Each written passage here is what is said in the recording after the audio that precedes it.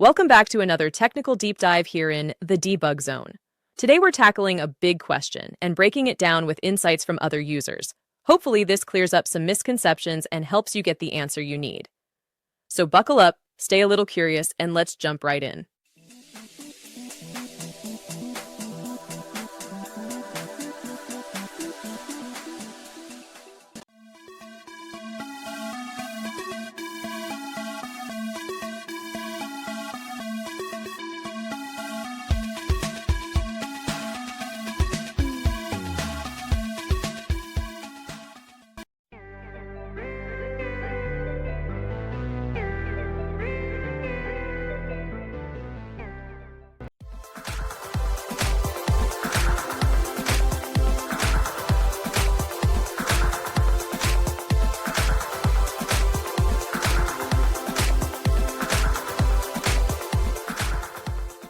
And that's a wrap. I hope you found the answer you were looking for.